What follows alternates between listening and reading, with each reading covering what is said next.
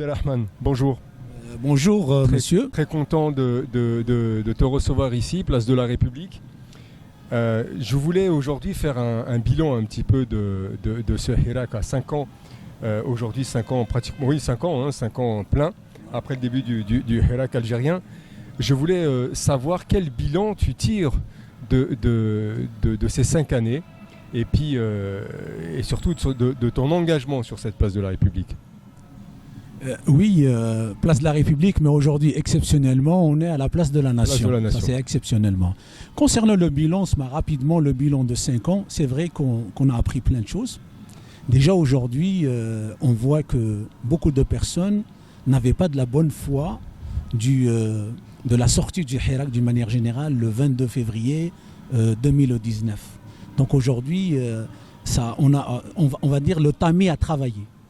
On a tamisé, donc il reste peu. Le peu qui reste, je pense, c'est les vrais hirakistes. Le peu qui reste, c'est les vrais qui ont l'amour de la patrie. Parce que moi, personnellement, je me suis engagé avec ma bonne foi pour l'Algérie, pas pour mon intérêt personnel. Donc les opportunistes aujourd'hui, on les voit de loin, on sait que ces personnes-là sont engagées pour un but bien précis. D'accord. Alors, les vrais hirakistes, d'après toi, ce sont les gens, eux, qui sont présents quotidiennement ou en tout cas qui font le nécessaire pour être présents sur cette place de la République tout au long de l'année. En fait, chaque dimanche, tout au long de l'année. C'est cela que tu nommes les vrais hirakistes ? Pour moi, il n'y a pas uniquement, parce qu'il y a des personnes qui ne peuvent pas venir par peur. Parce qu'il ne faut pas oublier aujourd'hui, le pouvoir en place, toute personne qui essaye d'être en opposition, il est considéré comme ennemi. C'est la raison pour laquelle je ne comprends pas ce système, comment il réfléchit. Quel est leur objectif, quel est leur but? Comment j'ai jamais vu un pouvoir pareil. Comme je suis né en 1962, je suis rentré à l'école en 1968, je me rappelle de ce pouvoir de Boumedienne comme aujourd'hui. Malgré qu'il était autoritaire, malgré qu'il y avait SM qui était Asdi Merbah derrière, était très très dur, mais je n'ai pas vu un pouvoir pareil. Dans tous les domaines. Au niveau de la communication, Abdelmajid Tebboune n'est pas à la hauteur. Au niveau de l'économie, on voit l'économie algérienne, elle est presque au bord de la faillite. Parce qu'on a vu la dévaluation du dinar. On voit la perte du pouvoir d'achat depuis l'arrivée d'Abdelmajid Tebboune. L'Algérien a perdu plus de 40% de son pouvoir d'achat. Sans parler d'autres choses. Donc aujourd'hui, les hirakistes, ce n'est pas uniquement ceux qui sont à la place de la République. Ça sera de la mauvaise foi de dire ça, moi, personnellement. Il y a des gens qui ont la peur de venir, mais ils ont l'Algérie dans le cœur. Ils veulent franchement militer de bonne foi pour l'Algérie uniquement. Comme nous ici, quel est l'intérêt que j'ai aujourd'hui, moi, de militer? J'ai aucun intérêt, j'ai 62 ans, bientôt la retraite. Qu'est-ce que j'attends de ce pouvoir? J'attends absolument rien du tout. Ce qui me fait mal, c'est que mon pays, où mon père a donné sa vie pour la libération de l'Algérie. Moi-même, j'étais fonctionnaire, j'ai donné une partie de ma vie pour ce pays-là. Et aujourd'hui, quand je vois mon pays, ça me fait mal. Ça me fait mal, franchement, ça me fait mal le plus profond. Quand je vois, moi, les jeunes, ils prennent des bateaux de fortune et ils savent bien qu'à 80%, ils ne vont pas arriver à bon port. Ils vont être noyés en pleine Méditerranée. Tout ça pour un espoir de venir en Europe. Vous vous rendez compte où on est arrivé? C'est-à-dire que c'est le synonyme d'une faillite? C'est synonyme presque d'une faillite. On va dire, je ne vais pas dire une faillite à 100%, mais c'est une faillite. On peut dire que c'est une faillite économique. Où est-ce qu'elle est l'économie? Est-ce que l'Algérie, pour vous, elle est compétitive au niveau économique international? Est-ce qu'elle est compétitive au niveau économique? Absolument rien du tout. Est-ce que la monnaie algérienne, c'est une monnaie internationale? Rien du tout. Est-ce que l'Algérie, elle est, par exemple, elle a intégré le FMI, le Fonds monétaire international, le Fonds monétaire du commerce? L'Algérie n'est pas membre de ce. Pour une simple raison, on a une bande de mafias qui ont la main sur l'économie. C'est ça qui me fait mal, moi. Ça me fait mal de voir notre Algérie avec le potentiel économique qu'on a, les sources économiques qu'on a, le potentiel humain. Il ne faut pas oublier qu'on a plus 70% de la jeunesse. Vous trouvez que c'est normal, 70% de la jeunesse, des jeunes Algériens sont presque perdus, mis à part les fonctionnaires ou les fils des riches ou les fils des hauts fonctionnaires, etc. Mais le citoyen lambda, le jeune Algérien aujourd'hui, quand il fait les études, il finit ses études, il va se retrouver au chômage. Alors, justement, est-ce que par rapport aux actions que vous avez menées, vous et tant d'autres, durant ces 5 ans, et cette assiduité au niveau de la place de la République a été retransmise d'ailleurs sur les réseaux sociaux, et je pense que vous parliez aussi des des militants qui ne peuvent pas venir à la place de la République, vous parliez certainement des réseaux sociaux, des militants qui sont sur les réseaux, c'est ça hein? Exactement, oui, les réseaux sociaux ont un rôle capital sur notre révolution. On a par exemple des Facebookers, des YouTubers. Je ne parle pas des YouTubers qui ont un intérêt, ils gagnent de l'argent ou ils manipulent. Je ne parle pas de ces gens-là. Oui, on est bien des militants comme nous, des militants qui donnent son temps pour l'Algérie. Parce qu'en fait, les manipulateurs, je ne parle pas d'eux. Ces manipulateurs qui veulent créer une guerre civile en Algérie, tout le temps ils insultent l'institution militaire ou l'institution des services secrets. Moi je suis contre ça. Je suis contre de dire Mukhabarat Irhabiya ou Tsqad Dawla al-Askariya parce qu'aujourd'hui ce slogan n'amène nulle part. Comment se fait-il que moi, les gens, moi je leur dis, ça ne sert à rien de dire ça. Quand je dis Mukhabarat Irhabiya, vous savez Irhabiya en termes juridiques, oui. En termes juridiques c'est le délit le plus conséquent. Il est dans le top. Si on va les classer numériquement, le terrorisme, il est traité par un juge antiterroriste. Et si on fait une enquête judiciaire, c'est la police judiciaire antiterroriste. C'est pas la police qui peut faire ça. Donc accuser une personne, comme moi je suis juriste de formation, je ne peux pas accuser une institution de terrorisme tant que je n'ai pas d'éléments qui prouvent que c'est des terroristes. Maintenant, ce qui s'est passé dans la décennie noire, la plupart que je vois ici des jeunes, ils sont nés dans les années peut-être 90 ou même 85, après ils connaissent, décennie, ouais. ou après peut-être la décennie, ils ne connaissent rien du tout de la décennie noire. Ils ne connaissent même pas l'histoire des services secrets. Donc ça c'est important. Après concernant la révolution, je vais dire un mot. Vous savez la révolution française, aujourd'hui on fête le 14 juillet. Vous savez cette fête elle correspond à quoi? Justement elle correspond à la révolution de 1789. Tout à fait. 1789, quand on fait le compas par rapport à aujourd'hui, ça fait 2 siècles et 30 ans. La Révolution française, c'est en 1790 qu'on a fait la première déclaration des droits de l'homme en France.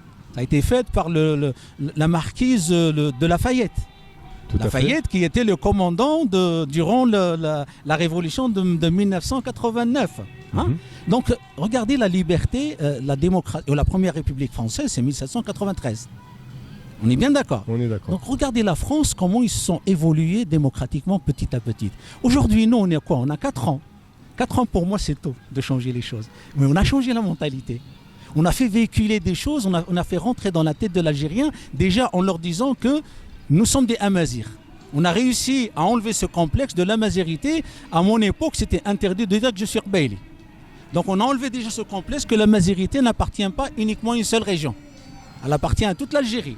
Vous allez au sud de l'Algérie, vous dites je suis amazir, il va vous dire je suis fier d'être amazir. On a réussi à intégrer l'article 4 dans la constitution algérienne que l'amazérité c'est une langue nationale et une langue de l'État.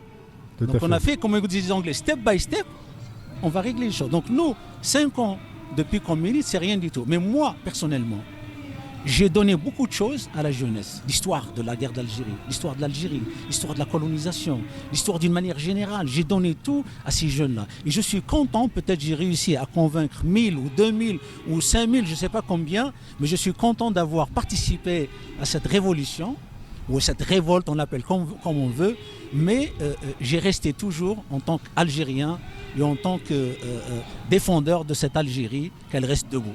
Alors, ça, c'est mon principe. Alors, justement, Abdelrahman, est-ce qu'il y a des signes des signes de retour qui vous ont montré finalement que ce que vous avez fait, ça a été, il n'y a pas eu que du négatif, il y a eu beaucoup de positifs. Alors, est-ce que vous avez des signes de retour qui vous ont montré que finalement ça a été bénéfique? Bien sûr, parce que moi je suis sur les réseaux sociaux. Bon, quand j'interviens ici, je suis filmé par plein de personnes, pardon. Donc je reçois des retours, des remerciements, en disant merci monsieur de nous informer que par exemple les services secrets algériens ont été créés par exemple en 58 par, je suis le premier qui a parlé de ce monsieur, comment il s'appelle déjà, je vais rappeler son nom, l'Aroussi Khalifa. L'Aroussi Khalifa à l'époque de Ronnie Coty, il était sous-préfet ici. Et je suis le premier à parler de cette personne. Il est parti soi-disant il a déserté, mais lui il est parti sous les ordres de Ronnie Coty. Il est parti à Oujda, il a rencontré Bossof et Bentobal, et après ils ont créé avant c'était le MALG, après ils ont créé le SM, un des fondateurs du SM. Après je leur parlais de Khalifa, Moumoul Khalifa. Beaucoup de personnes ils disent que Moumoul Khalifa il est intelligent, il a fait de l'économie pour être derrière Khalifa Airways. Mais non, parce que son père c'était un lobby. Donc ça, j'ai transmis plein d'informations historiques, preuve à l'appui. Parce que moi je manipule pas, je peux manipuler si je veux. Mais j'essaie d'être moi-même et j'essaie de dire la vérité. Au plus proche de la vérité. Au plus proche de la vérité parce que je veux que l'Algérie reste debout. Donc les retours, c'est le remerciement pour moi, ça me suffit. Quand quelqu'un me dit merci monsieur, j'ai appris quelque chose, c'est bien. Moi j'ai réussi une fois à un officier de police, il me dit monsieur franchement, vous parlez très bien, vous connaissez l'histoire de la France. Et là, ça me fait plaisir qu'un officier il me dit j'apprends des choses. Alors, mis à part cette culture, entre guillemets, et ces informations que vous transmettez, que vous avez transmis et que vous continuez à transmettre, que ce soit sur les réseaux sociaux, ou que ce soit sur place de la République, est-ce que, d'après vous, le Hirak, ces revendications et ce noyau qui a été construit depuis 2019, est-ce qu'il a réussi justement à unir des factions politiques et sociales? Alors, en Algérie et à l'extérieur, je veux dire. En Algérie, déjà, il y a eu une prise de conscience de la jeunesse. Cette prise de conscience, ça ne va pas changer de jour au lendemain. Il ne faut pas oublier que le système algérien, beaucoup de personnes, pour ça que je vous ai dit tout à l'heure, celui qui maîtrise l'histoire, il maîtrise la politique. Le système algérien, il n'est pas né en 2019. Le système algérien, il est né en 1962 quand le clan de Oujda a fait le coup d'État sur le GPRA, le gouvernement provisoire algérien. Donc un système qui a 62 ans d'existence, vous n'allez pas l'enlever de jour au lendemain. Il faut y aller doucement, convaincre les gens, convaincre des militaires, convaincre ces militaires en leur disant votre place n'est pas au pouvoir. Votre place constitutionnelle, elle est là pour sécuriser l'Algérie, les frontières algériennes. Mais ces militaires ou ce pouvoir militaire, vous n'allez pas l'enlever de jour au lendemain. Il faut y aller doucement. Il faut aller doucement parce que moi je suis des gens, je ne cherche pas à déstabiliser l'Algérie. Parce que l'Algérie, moi si vous me faites une prise de sang, vous allez voir c'est marqué l'Algérie à l'intérieur. Donc moi l'Algérie, je ne cherche pas à créer des problèmes. Voilà, c'est facile de créer des problèmes en disant il faut sortir, il faut y aller casser et tout. Mais ce n'est pas le but. C'est pas le but. Le but c'est comment changer ce système démocratiquement et aussi garder une Algérie unie et indivisible. C'est ça mon but. Mais on a réussi quand même. On a réussi. Déjà le fait que beaucoup de jeunes aujourd'hui s'intéressent à l'histoire. Beaucoup de gens. Vous savez, quand on est venu ici, plein de personnes ne connaissaient pas le Ben Bella, par exemple. Ben Bella qui a pris le pouvoir en 1962, personne ne le connaît. Boumediene, le coup d'État de 1965, personne ne le connaît. Il vous parle de Mukhabarat Irhabiyot, mais il ne connaît pas l'histoire de son pays. Donc, pour comprendre la politique et pour maîtriser la politique, il faut impérativement connaître l'histoire de son pays. Et c'est l'histoire, c'est la clé de la réussite d'un pays. Donc, alors, je vous en prie, monsieur. Non, mais c'est passionnant même ce que vous dites. Parce que, merci, monsieur. Parce qu'en réalité, ce que vous dites, c'est très vrai. Le Hirak algérien a quand même politisé un peu plus la population, la diaspora. Je voudrais plus précisément la diaspora, avec cet apport qui est venu des personnes comme vous, par exemple, qui sont restés très proches de l'Algérie, et ceux qui ont, par la force des choses, je ne dis pas par déni ou autre, mais par la force des choses, qu'ils ont un peu lâché à ce moment-là la politique algérienne et l'histoire algérienne. La vie ici en France est très compliquée, va très vite, donc beaucoup n'ont pas le temps. Et puis est arrivé ce moment en 2019 où justement il y a eu comme une douche froide et des personnes comme vous et comme tant d'autres d'ailleurs ont réussi à ramener le jeu politique, en tout cas la culture politique sur le terrain. Ça, on ne peut pas le nier. Alors aujourd'hui, comment à votre avis l'État algérien réagit par rapport à ce qui se passe sur la place de la République, par rapport à ce fait que beaucoup s'accrochent et beaucoup en fait ne lâchent pas. Ils sont un peu des guerriers. Vous êtes des guerriers de la place de la République, ceux qui restent et qui s'accrochent et qui veulent faire toujours passer ce message. Alors peut-être comme vous, de façon plus politique et plus saine, et comme d'autres un peu plus agressive, mais un message tout de même. Alors comment à votre avis aujourd'hui, est-ce que ça dérange l'État algérien? Est-ce que est-ce que vous avez eu des informations en disant que ce que vous faites aujourd'hui, ça dérange? Ce qu'on fait, ça dérange. Je peux vous répondre à une seule phrase, après je vais enchaîner. Vous savez, moi j'ai fait les sports de combat. Quand on rentre en salle, la personne qui se met à la défensive, c'est la peur qui le laisse se mettre à la défensive. Moi j'ai fait du judo. Quand on rentre avec mon adversaire, je rentre avec un esprit gagnant, il veut jouer sur son poids, techniquement. D'accord. Donc je ne vais pas rester dans une position de défense. Aujourd'hui, le pouvoir algérien, il est dans une position de défense, même agressive. Qu'est-ce qui fait ça? C'est la peur qui fait ça. Vous savez, le lion, quand il attaque pas quand il attaque un humain, il attaque par peur. Parce que lui, le lion, à l'époque, quand les animaux parlaient, on lui a posé la question, on lui a dit, c'est une femme. Voilà. C'est une femme. On lui a posé la question, qu'est-ce que vous avez peur de quoi? Il leur a dit, moi j'ai peur juste de l'humain. Parce que l'humain, il est malin. L'humain, il est agressif. L'humain, il est hypocrite.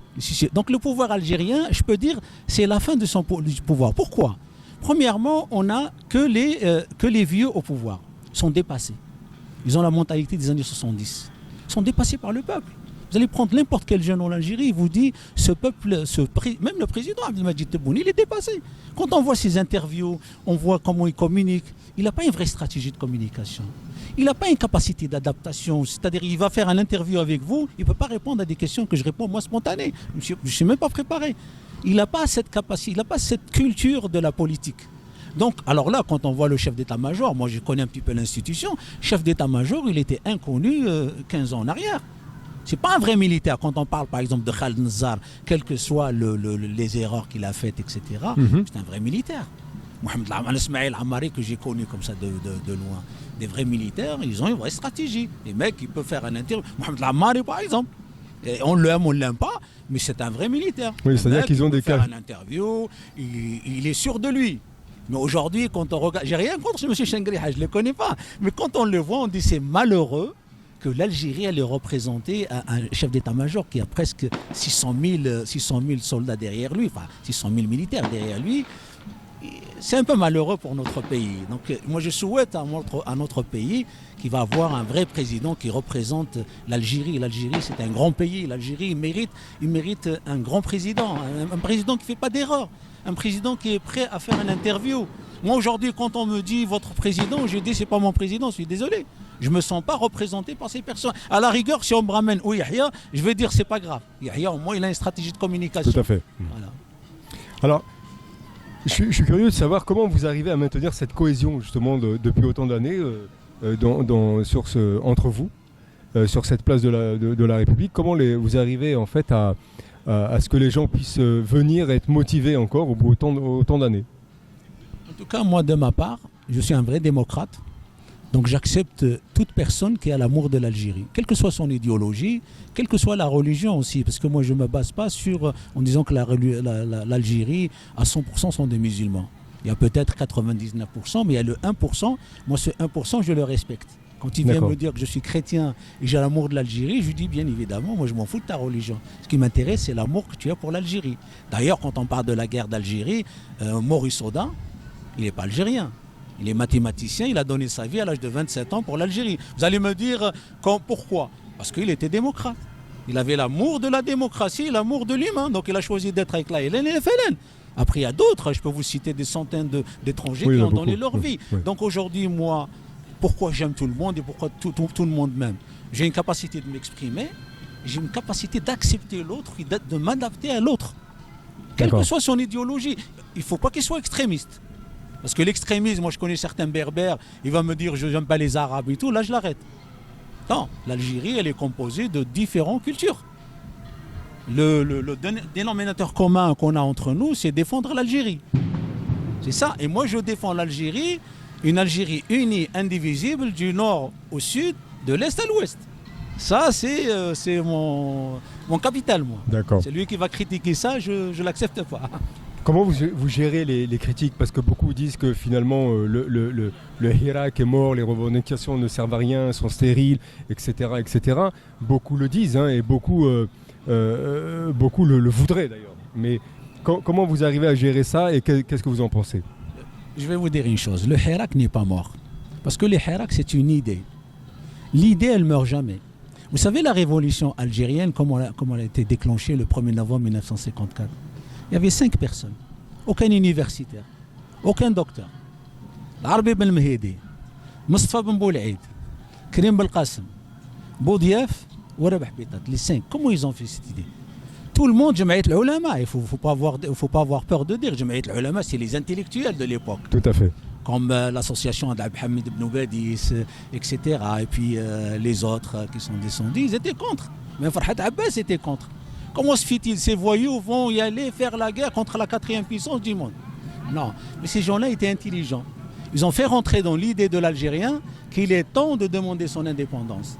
Parce que ça fait tant d'années qu'on négocie, tant d'années qu'on demande l'indépendance, il n'y avait pas. Donc ils ont décidé de prendre les armes. Après, l'exemple que je donne en parallèle, ça ne veut pas dire que nous, on va prendre les armes. On parle de la colonisation. Donc je parle de l'idée elle-même. Aujourd'hui, notre idée, nous, du Hirak, on l'a fait graver dans la tête de l'Algérien. Même aujourd'hui, il ne sort pas. Mais viendra le jour que cette idée va sortir encore en disant qu'on veut un pouvoir civil, non pas militaire. C'est ça l'idée au fait. L'idée c'est quoi? C'est facile. Les militaires dans la constitution algérienne, leur mission c'est de sécuriser l'Algérie, les frontières de l'Algérie. Et le pouvoir revient à qui? Aux civils, parce que le militaire par définition, il n'est pas fait pour gouverner. N'importe quel militaire au monde. Il n'est pas fait pour gouverner. C'est comme ça, parce qu'il a été élevé dans un milieu où les ordres, il donne les ordres, il reçoit des ordres, ainsi de suite. Donc l'idée du Hirak, elle est dans la tête de tous les Algériens de l'Est à l'Ouest, du Sud au Nord. Moi, ça me suffit. D'accord. Alors, pour le mot de la fin, quel message pourriez-vous donner, quel message pourriez-vous transmettre justement à cette diaspora, vous militant sur cette place de la République, alors que ce soit la diaspora ici en France ou aux Algériens qui se trouvent à l'intérieur? Moi, l'appel que je veux faire à travers vous, c'est l'union. L'union des Algériens, comme j'ai toujours dit, l'union fait la force. Et vous savez, l'union, si on arrive à s'unir ici, 5 millions d'Algériens, on va avoir une force politique ici en France qu'il ne faut pas négliger. Parce que vous savez bien que les relations entre l'Algérie et la France, presque 2 siècles ensemble. Tout à fait. On a un sang ensemble. On a la famille ensemble. Beaucoup de personnes ignorent ce sujet-là. Aujourd'hui, on a beaucoup de Français qui sont mariés avec des Algériennes. On a beaucoup d'Algériens qui sont mariés avec des Françaises. On a un lien de sang. On partage les grands-pères et les grands-mères. Donc nous, je parle des Français qui sont nés, les Algériens qui sont nés ici. Il est temps que vous engagez dans la politique en France et en Algérie. Parce que, quel que soit X, vos parents, ils ont donné leur sang pour libérer l'Algérie. Donc on ne va pas laisser l'Algérie entre les mains des collaborateurs des Harkis. Il faut qu'absolument nous, on se bat politiquement ici en France afin de sensibiliser la société française, afin aussi d'informer les partis politiques ici, parce que quel que soit X, on vit ici. On doit véhiculer notre message ici à des partis politiques, au président Macron, en disant que vous avez intérêt de soutenir la société civile, vous avez intérêt de soutenir un pouvoir civil, parce que le pouvoir civil va ouvrir l'Algérie pour le monde. Le pouvoir civil va développer l'économie du monde. Le pouvoir civil va faire plein de choses pour la jeunesse. Et aujourd'hui, on a besoin que ces deux pays travaillent ensemble, sérieusement, pas en tant que des colons, etc. Moi, je ne veux pas de ça. Je veux qu'on travaille économiquement, main dans la main, et on travaille sérieusement pour développer les deux pays, parce qu'on a le même destin. Si l'Algérie elle tombe, la France elle tombera derrière. Donc moi je ferai tout pour que l'Algérie elle reste debout, pour que l'Algérie elle reste une vraie Algérie pour les Algériens, et il y aura le droit pour tout le monde. Bien évidemment, vous savez, la colonne vertébrale d'une république, c'est la justice. Hélas, aujourd'hui la justice n'est pas juste, et c'est ça qui me fait mal. Merci beaucoup M. Abdelrahman pour votre participation, pour votre franchise et la qualité de votre discours. Je vous souhaite une agréable fin de journée. Merci beaucoup à vous aussi, monsieur. Donc, avec un grand plaisir que je viens vers vous. Je le ferai la prochaine fois sans hésitation. Merci beaucoup.